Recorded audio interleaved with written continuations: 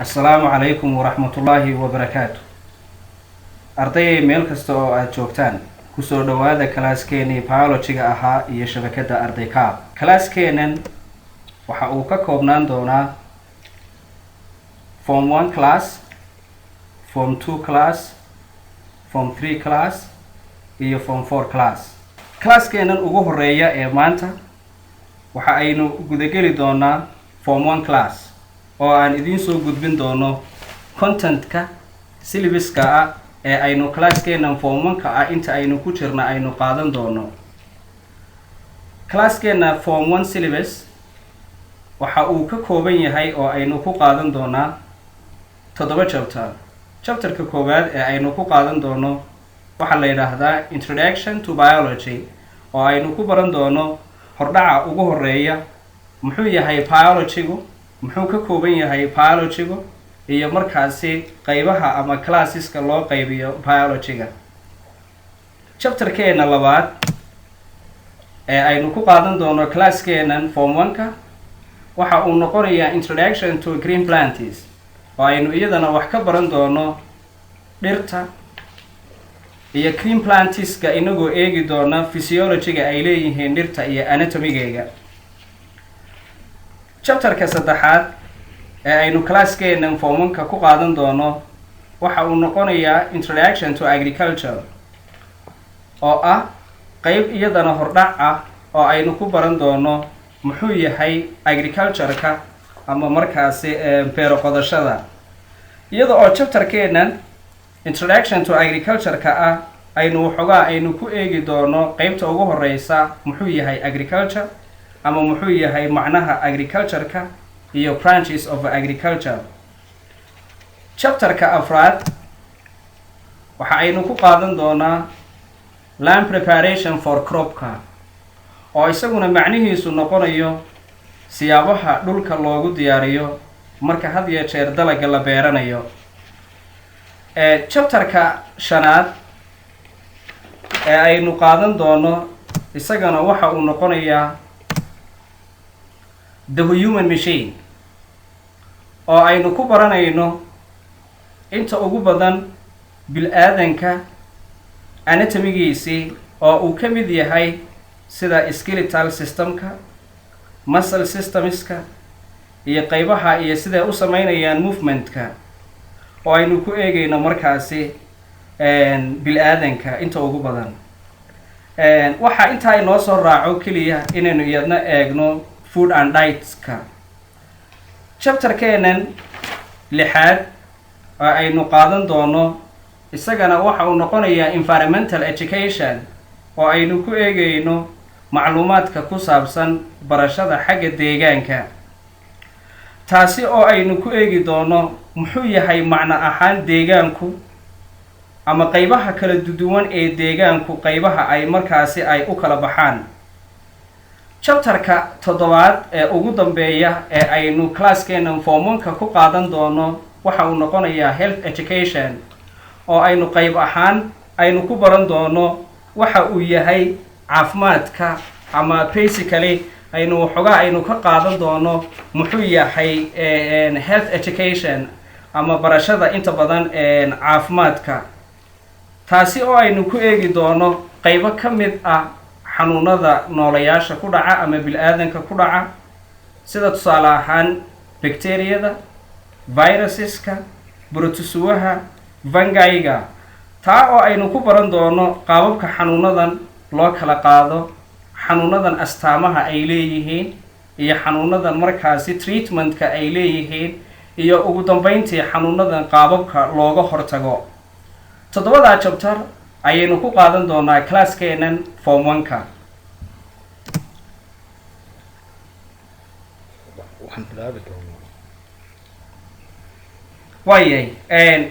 class-keenan xiisada ugu horeysa ee maanta waxa aynu ku eegi doonaa chapter-ka koowaad in aynu gudagalno oo ahaa class-keenan Form 1-ka. class-keenan Form 1-ka chapter-ka koowaad waxa uu ahaa Introduction to Biology. bal qaybta ugu horeysa class-keenan ama xiisada maanta ugu horeysa aynu isla eegi doonaa muxuu yahay biology-gu inaga oo gudageli doona chapterkeenan introduction to biology contentka uu markaasi uu ka kooban yahay. way chapterkeenan koobaad marka aynu galno waxa aynu isweydiinaynaa waa maxay aimka ama danta aynu ka leenahay cashiradan, taasi oo ay muhiim tahay ardaygu inuu maskaxda ku hayo cashir kasta marka uu dhiganayo waa maxay danta uu ka leeyahay ama hadafka uu ka leeyahay. chapterkeenan marka uu dhammaado arday kasta waxa waajib ku ah in uu markaasi uu ka jawaabi karo, uu fahmi karo tusaale ahaan definition of biology. marka aynu soo galno cashirka dabayaaqadiisa, by the end of this topic the learner should be able to, oo ah qodobka arday kasta laga rabo, waa inuu fahmi karaa muxuu yahay biology, waa inuu caddayn karaa statuska ama originka uu leeyahay biologygu, waa inuu kaluu fahmi karaa waxa la yidhaahdo leasiska ama brancheska uu leeyahay biologygu, oo waa inuu tixi karaa ardaygu oo uu sheegi karaa brancheska uu u qaybsamo biologygu. way qodobka ugu dambeeya ee aynu ka leenahay objectiveska cashirkeenan waa inuu ardaygu uu appreciate gareeyo ama uu sheegi karo applicationska uu leeyahay biologygu ee aynu maalin kastaba aynu ku isticmaalno markaasi in daily lifeska. waayay cashirka ugu horeeya haddaba marka aynu intaa kaga baxno objectiveska aynu ka leenahay ama muhiimadda aynu cashirkan ka leenahay ama dulucda cashirkeena, qaybta ugu horeysa waxa aynu bilaabaynaa cashirkeena koobaad oo aynu ku eegayno definitions of biology. biologyga marka aynu doonayno inaynu define garayno waxaan isweydiinaynaa waa maxay biology. biologygu muxuu yahay, muxuu biologygu ka hadlaa? biology is a branch of science which always deals with the study of the living things. waxa uu inoo sheegayaa markaasi biologygu inuu yahay branch ka mid ah science-ka which always deals with the study of the living things, kaasi oo ka sheekeeya barashada waxa la yidhaahdo noolaha. halkaa markaa waxaynu ka fahmaynaa inuu yahay biologygu macluumaad ama aqoon ka hadlaysa barashada waxa la yidhaahdo noolaha oo dhan. waayay haddaba living thingska marka aynu u nimaadno, the living things can be divided into two. marka aynu habka koobaad aynu u kala qaybinayno, noolayaashii waxay u qaybsamayaan iyaguna waa laba qaybood oo waxay noqonayaan waa plants iyo animals ayay u qaybsamayaan. waayo barashada haddaba dhirta marka aynu gaar ahaan aynu u tilmaamayno iyada waxa loogu yeedhaa botany. the study of plants is called botany and the study of animals is called zoology. halkaa waxa inoogu kala baxaya qodobkii koobaad ee aynu nidhi waa barashada noolaha, waayo noolihiina wuxuu u kala baxayaa waa dhir iyo xayawaan. barashada xayawaanka waxaa la yidhaahdaa ama iyada loo yaqaanaa zoology, halka barashada dhirtana uu yahay markaasi botaniga. waaye qodobka koobaad ee ah primary divisionska biologyga haddii aynu intaa kaga nimaadno oo aynu sii gudagalno biologyga iyo balliisiska classeska uu ka kooban yahay aynu sii gudagalno. waayo intimately the branches of biology can be divided as follows. biologyga haddii aynu sii qaybino classeska hoose ee uu leeyahay waxaa ka mid ah qaybahan soo socda. botany oo aynu hore usoo sheegnay isagana oo ah the study of plant. zoologyga oo isaguna ah the study of animals. waxaa qodobka saddexaad waa microbiologyga oo isaguna ah the study of microorganismska ah ama barashada dulinada yaryar ee ilimaqabatayga ah aanay ishu arki karin. morphologyga ayaa isaguna jira oo ah the study of the external structure of organismka ah ama barashada qaabka duleed ee uu leeyahay markaasi noolahu. physiologyga waa the study of the functioning or working of the body. marka aynu doonayno barashada qaabka jidhka uu u shaqaynayo ayaa waxaa la odhanayaa ama functionskiisa marka aynu eegayno ayaa waxaa la odhanayaa physiology. anatomy waa the study of internal structure of organisms. marka aynu baranayno qaabka uu shaygu uu leeyahay. physiologyguna wuxuu inoo sheegayay functionka. halkan anatomiguna uu inoo tilmaamayo structure oo labada shay ay kala define garaynayaan ayaa physiologygina wuxuu inoo sheegaya function anatomigana waxaynu ku baranaynaa isagana waa structure oo qaab ah.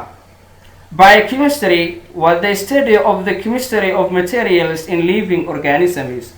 Marka aynu doonayno in aynu barano chemical reactionska ay leeyihiin materialska ku jira in the living organismska noolayaasha dhexdiisa reactionska ay galaan ayaa waxa la yiraahdaa isagana biochemistry. Cytology was the study of cells. Barashada unuga ama cellska ayaa waxa iyadana loo yaqaanaa cytology. Geneticsku was the study of inheritance. Barashada xagga hidaha marka aynu eegayno. Ecology, the study of the relationship between organisms and their environment. Ecology waa barashada xiriirka ka dhaxeeya noolayaasha iyo deegaankooga. Waayo waxaynu ognahay noolayaal kasta oo deegaanka ku wada nool in uu xiriir ka dhaxeeyo sida oo kalena xiriir uu kala dhaxeeyo deegaankiisa. Haddaba barashada xiriirka ka dhaxeeya xayawaanada ama noolayaasha ee ay la leeyihiin deegaankooga ayaa waxa la yiraahdaa ecology.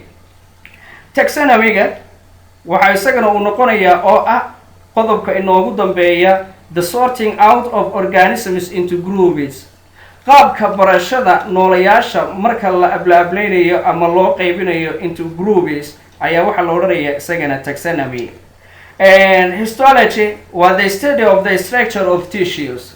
qaabka barashada marka aynu doonayno in aynu barano tissue-ga ayaa waxa la odhanayaa histology. Virology was the study of viruses. waa qaabka barashada viruska. Bacteriology was the study of bacteria. marka aynu doonayno barashadii bacteriyada. Entomology was the study of insect. waa barashada insectska ama cayayaanka yaryar.